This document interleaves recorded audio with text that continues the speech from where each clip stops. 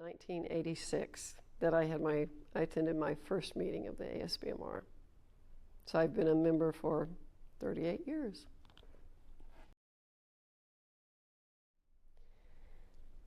This award to me is a sign of leadership and vision, and because it's named after Lou Avioli. And for someone to start a society, and a society that would support bone research and support its researchers, that took incredible vision. I don't know exactly what his vision was, but look what happened. It turned out that he was correct, that this was the right way to do it, and this society is very respected. It's very successful. We've helped investigators come up with therapeutics. We've got lots of treatments for osteoporosis and other diseases. I could go on and on about it, but to me, this is an award that talks about the future. I know it's named for individuals that have made advances in, basic research, this type of thing, but I'm thinking about Lou Avioli and what he did for bone research. When you're a young investigator and you're going to a big society for the first time, and then you don't know what to expect, you're excited, and then you come into the society and you start to see all of these very respected top giant leaders in the field, and in a way it can make you feel a little bit insignificant, this type of thing. And if you were like me, I was a bit of an introvert. And I think a lot of scientists really are introverts because we're so focused on our research and this type of thing. So it's harder to reach out and be part of a social group.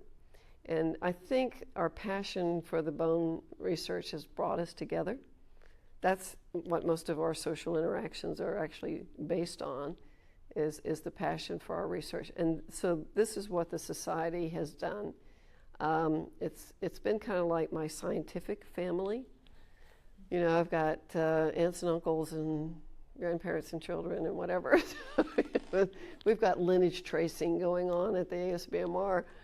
But it's like a special family to me.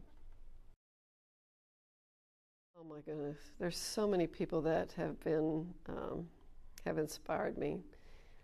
What I can do is, being a young female in science in the 1970s was not easy. Frequently, I was the only female. A lot of times I kind of felt like I was a token female. And I needed a female mentor. And I found one. Her name was Barbara Bowman, and she was chair of the biochemistry department in San Antonio, Texas.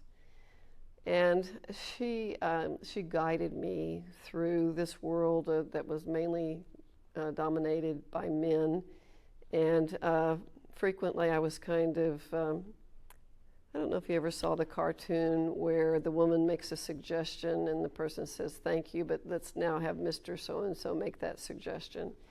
And so I kind of felt frequently like my voice wasn't being heard, but I was persistent, and I stuck to what I thought was the truth and the right way to do things, and in the end it paid off. But I needed that guidance from her, how to conduct my career as a young female scientist. A person that I think was a great role model at the ASBMR was Larry Royce. I loved Larry Royce.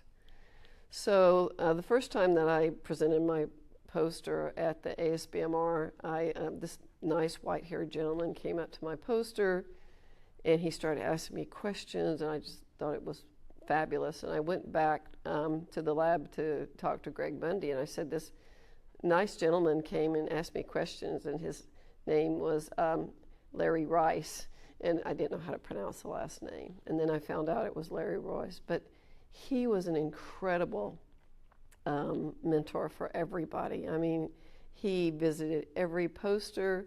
He's the one that gave the overall review of all the abstracts. And if I could, I would like to be like Larry Royce.